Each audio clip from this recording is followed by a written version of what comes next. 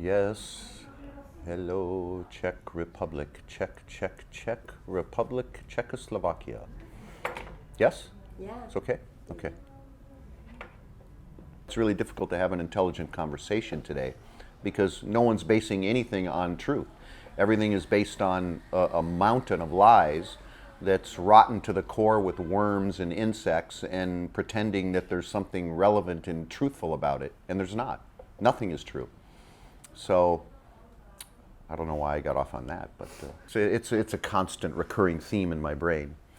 If you live in a place, regardless of what kind of a place it is, things become normalized. And for me, Cairo is a very normal place. I live there. I have a day-to-day routine. When I am visited by friends who are encountering Cairo for the first time, they're affected by the chaotic nature of the city, and which affected me the same way when I first came in 1985. But that goes away after a while, and it becomes a routine, but a very interesting routine. As an observer, it's a great place to be.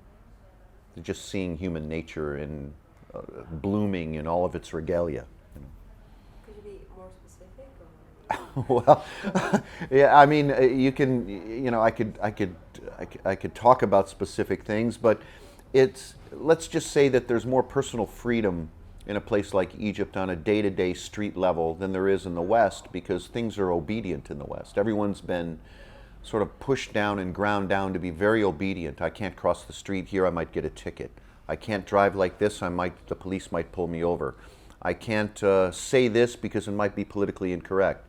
You know, these types of things are thrown out the window in Cairo. People say what they want to say on a day-to-day personal level.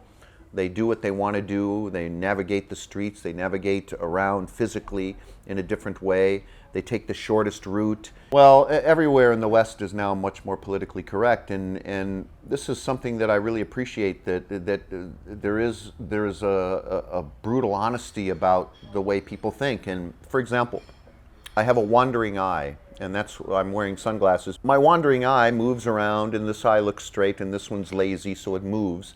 And they'll call me on it. They say, hey, what's wrong with your eye? I have a cousin that has an eye like this. This is really incredible. And no one would dare say this in the West. They would think, well, I can't mention that. That might offend him. But what people don't realize is that most people need to be offended. They need to be offended out of their lazy and pointless existence of just being obedient, and that people are so limited because they can't move here or there, they can't say this or that, they feel like they might be ridiculed, or you have to forget about what other people think about you, because really, does it really matter? I wish I could smoke in here. It's kind of... You can actually. I mean, they asked if we wanted an ashtray. Can you bring an ashtray? Well, I thought that this was a non-smoking area, so. I think smoking is, it's more than, just something that's a part of the fabric of society. It's a philosophy in a sense. And I've always said that if we don't have artists who smoke, and if they can't smoke in public or public places, we're going to have mediocre art. We're going to have mediocre creativity. Smoking is proven to be a tool, a weapon, something that enhances creative thought, whether you're a poet, whether you're a musician, a filmmaker, whatever. And I think history shows this. And the most boring artists are non-smokers, and it's always going to be that way.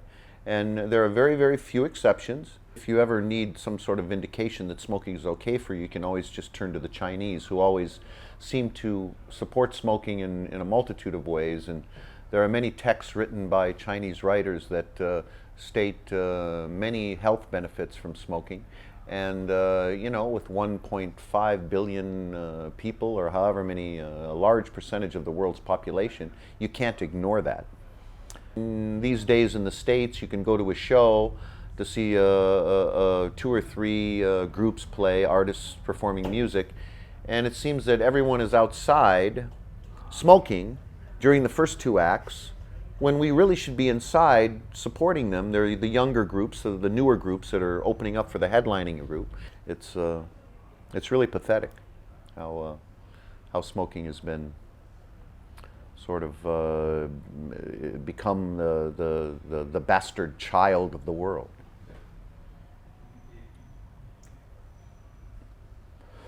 America, land of freedom and no smoking.